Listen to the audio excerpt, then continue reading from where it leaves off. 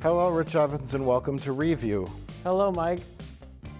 And today on Review, we're doing Gremlins 2. No, we're not. What? We're not. I tricked you. But the poster shows Gremlins 2. Oh. This is the first review for something that doesn't exist.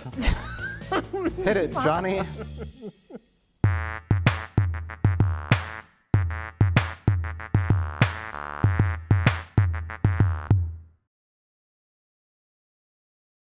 Normally our review shows are about older movies, but today we're going to talk about something new. Because Rich, you and I have been waiting a long time. The antiquity kind of era, like 1,000, 2,000 years ago.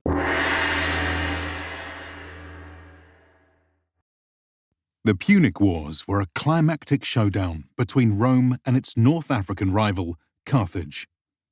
Stretching over a century, this conflict would be one of the most fascinating chapters of antiquity. We have many threads, major threads in this storyline, and it's a lot to wrap your brain around. I had no idea what was happening the whole time, and I am to blame for that, partially. I tried reading books, and I got about 50 pages in, and I got tired of reading the word fortnight. People moving along a map and complex details about this map and stopping and stopping and camping and moving around and staying for a fortnight here and a fortnight, and I was like, you know, I need to go out and play outside.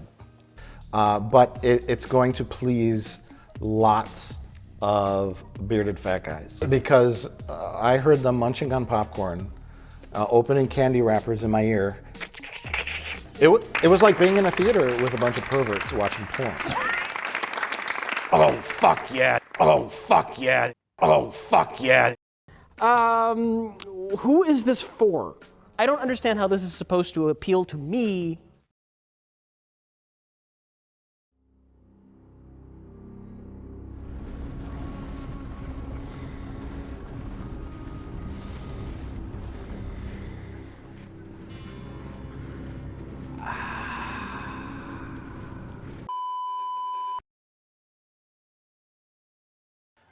I enjoyed a lot of elements of it. A lot of it felt overcrowded and confusing and padded and a little too much happening for my tiny pea-sized brain to comprehend.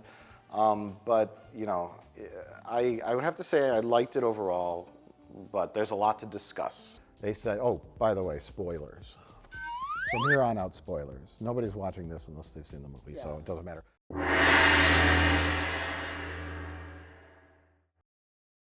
To understand the Punic Wars, we must first explore Rome, Carthage, and the chain of events which led to their ultimate clash. Rome was the younger of the two powers. Founded in 753 BC, according to legend, it had long existed as a small backwater village, which squabbled endlessly with its neighbours, while greater nations dictated the wider affairs of the Mediterranean. But they never investigate how to communicate with them, how to have a peaceful solution. It's always, it's their society. Their society thrives on the need for an enemy. They find the diplomacy missions kind of boring, and then when it comes to war, they're like, all right, let's do this thing. Like, nah. Yet, thanks to this highly militarized society, with near-universal service and an annual cycle of wars, Rome would slowly but inexorably expand across the Italian peninsula. It's a fascist society that just is bred for war. There's always someone come up to replace you in this like automaton society where you just basically serve the state. Yes. And you are cannon fodder, and you are nothing. You are not individuals. Right. It's a society that's brainwashed. Right. Totalitarian society that's brainwashed into loving violence, into solving problems through violence. Opposite them stands Carthage. Founded as a Phoenician colony in 814 BC, it quickly expanded through mercantile activities and naval dominance. The tendrils of their growing empire reached across the Mediterranean, and Carthaginian merchants were world-renowned. Yet, encounters with these businessmen were not always flattering. Many stereotypes existed about such ambitious Punic men. His primary motivation is always money. But there's this town that's got like 2 criminal factions to it, and he comes to town, and he's not coming to clean up the town. He's coming to get these people to fight each other so he can make money off of them. Like, he comes into a troubled town, and he just makes everything fucking worse for his own profit. Among the most famous Carthaginians of the era were the navigators Himilco and Hanno, who explored the Atlantic shores of Britannia and West Africa respectively. There was also the legendary King Malchus, who first laid claim to Inner Libya, and Margo, who wrote unparalleled manuals on agriculture. Records list the deeds of many more great individuals: Hannibal, Hasdrubal, Adherbal, Asdrubal, Sakarbal, Barakbal. I can't say these nonsense names that all sound the same. Jat Vash Sure. on the planet Vashti, and the villainous Vashjavi. Oh my God. We're looking for Daj and Soji Aj. We're not even capable of having a coherent discussion about it anymore. Anyways, In the years leading up to the Punic Wars, both the Carthaginians and Greeks had found themselves locked in a tug of war over the strategically important island of Sicily. there has been lots of violence, as this collection of clips will show you.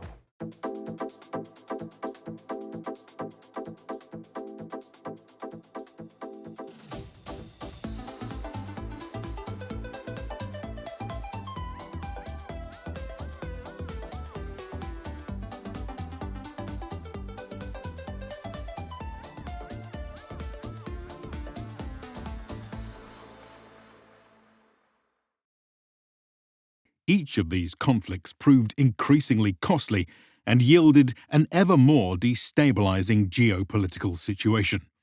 The most recent of these would be the Pyrrhic War, which saw a Greek general launch a campaign of supposed liberation which cut through both Roman and Carthaginian spheres of influence. The power vacuum of his eventual withdrawal drew the two powers ever closer to colliding. Indeed, as the king sailed away with his army, he is said to have remarked, quote, "Oh, what a wrestling ground we have left for the Carthaginians and Romans." They were like, bye, saddle up, get involved in this now. All of those people, The they're Eastern scumbags. Seaboard, it's just a bunch of scumbags.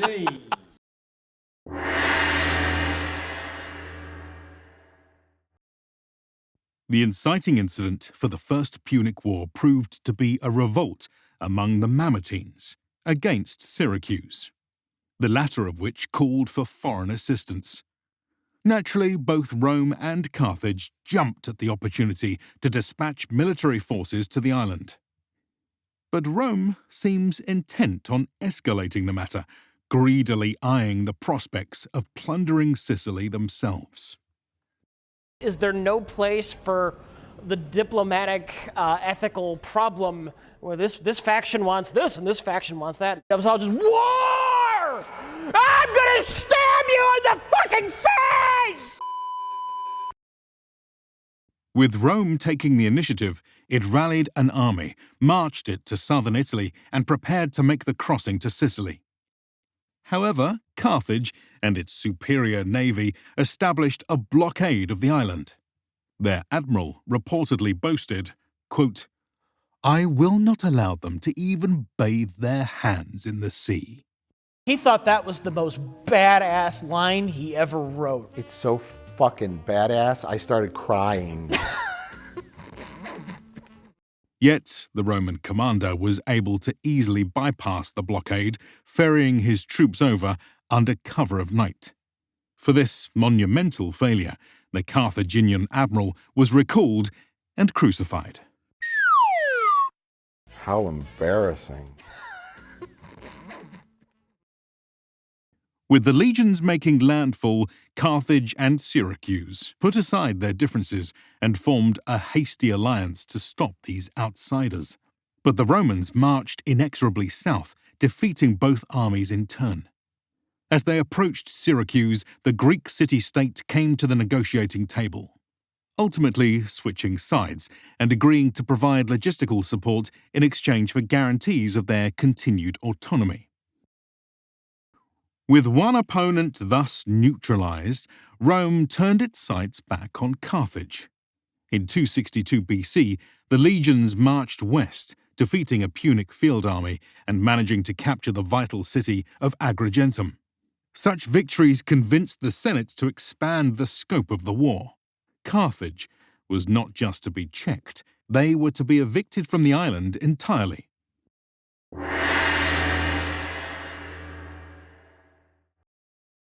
Yet victory could only be achieved by wresting control of the seas from Carthage. Challenging the top naval power of the Western Mediterranean would have been a tall order for even the most esteemed fleets at the time. But there was just one problem. Rome had never conducted an overseas campaign before. In fact, it didn't even have a navy to speak of. Such matters had never really been a requirement when the brute force smashing of legions into neighbours had thus far won Rome its victories in Italy. This warrior race culture is very good. That hates science. That hates science. Science is for fools and weaklings. We have the most sophisticated and advanced technology ever invented in the universe. Now let's headbutt each other and eat raw meat. Yet, despite a complete lack of maritime experience, Rome would assemble a vast fleet of 120 warships in the span of just a few months. Who built them? There's 10,000 of them. Who is building them, and how does this go unnoticed? To build this fleet, Rome had to seek outside help. This primarily came down to leveraging the maritime skill of their Greek subjects and allies. I like to believe that somewhere like underground in some like secret place, they're just doing work. And They're just in charge of everything. The warrior guys like kind of look the other way. And they get absolutely no respect. They get absolutely no respect, but they provide all the warriors with the tools they need to kill and murder and create mayhem and terror in the universe. Yeah, they even have time to design and present the new battle cruiser. They have something much better, which is a ship 500 times as big as a D7 battle cruiser. Okay. I'm fine with that. It's fine. It's fine. With its new fleet, the Romans now set out to finally challenge the Carthaginians at sea.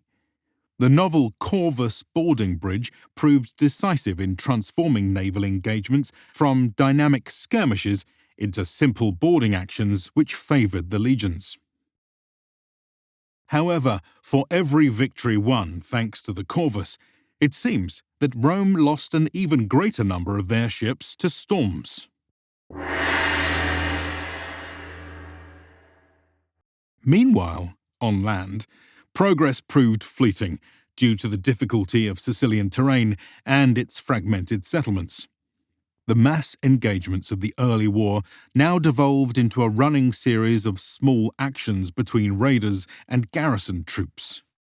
There's a lot of scenes that don't really move the story forward. Also, just kind of highlighting the pointlessness of the lives that are being lost over nothing. Like every day, they carry a bunch of bodies back home. And they do it all again. It's interesting. It's how do you mold this pile of clay into something? You've got a premise, you've got a location, you've got some random characters.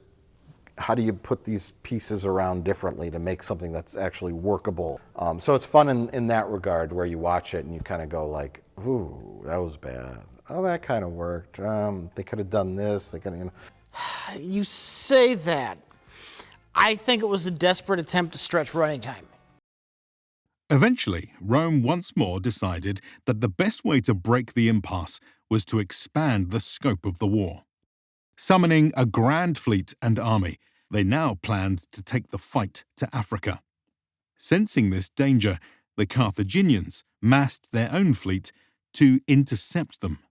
The resulting Battle of Ecnomus was one of the largest naval battles in history, featuring nearly 700 warships and 300,000 crewmen.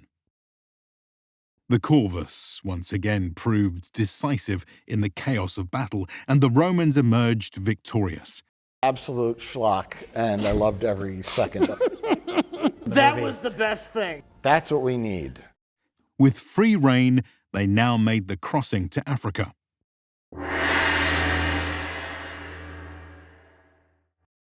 In 256 BC, Roman legions set foot on foreign soil. They quickly set about raiding the lands and put down yet another Punic army set against them. At this point, a demoralized Carthage sues for peace. But the Roman commander lays out such humiliating terms that they have no choice but to continue to fight. Pure ego and id on that man. To make matters worse, Carthage recruited the help of a Spartan officer who retrains their army and advises them on battle tactics. When the campaign season resumes, Rome's commander throws caution to the wind and rushes to engage them immediately. They don't give a shit. It is criminally negligent, and it is the most amazing fucking thing I've ever seen. The Carthaginians sweep down upon them with nearly 10 times as many cavalry, which quickly outflank the legions, while a battle line of 100 elephants smashes into them from the front. The results are disastrous. The docile, gentle giant elephant also just destroys their boat. They fucking hate boats. Get out of our fucking land. Yeah. All told, some 10,000 Romans were killed, and shortly thereafter, nearly 100,000 men are lost in storms at sea. The dual losses of this failed invasion dash Roman hopes for a quick victory. Instead, they now resign themselves to slowly choking out the last remaining Punic strongholds on Sicily.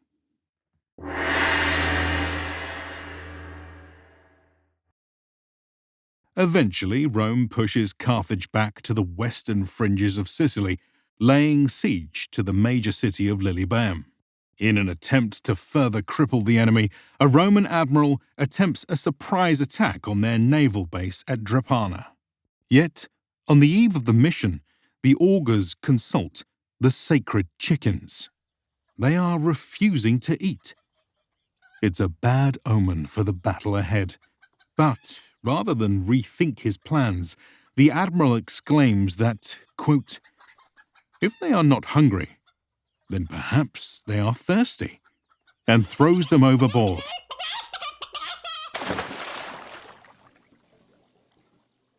Admirals always, like, once you ascend from the captaincy to admiral, then it's like, oh, I'm gonna do dirty shit to save the Federation now. Now I'm not a captain. I can do nasty, nasty shit.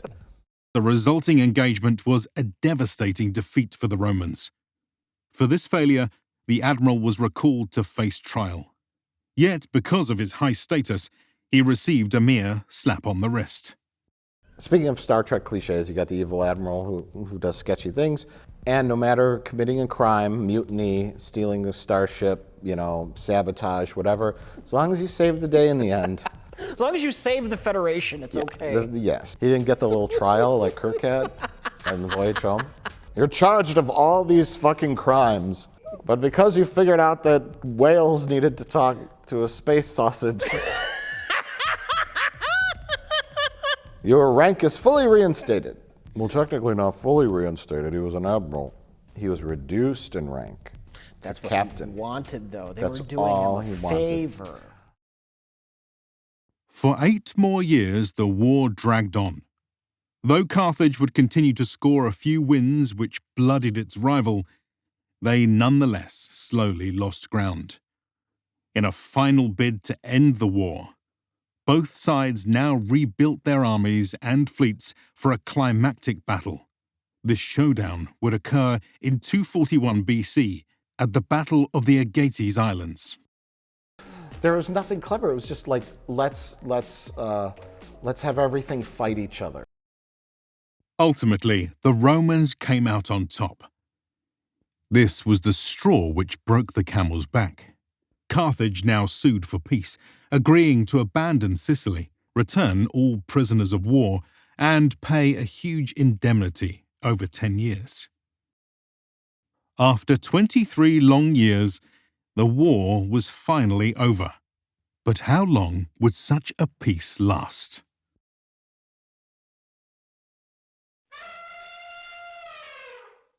It's meant to hook you and kind of throw out a lot of what's going to happen, keep you tuned in every week until it ends, and then they're going to pull the rug out from under you and say, "Thanks for watching, sucker." Hold off that bias. Hold off that bias. We don't know. We don't know, and we're going through this like everybody else. There is a non-zero chance it will be brilliant.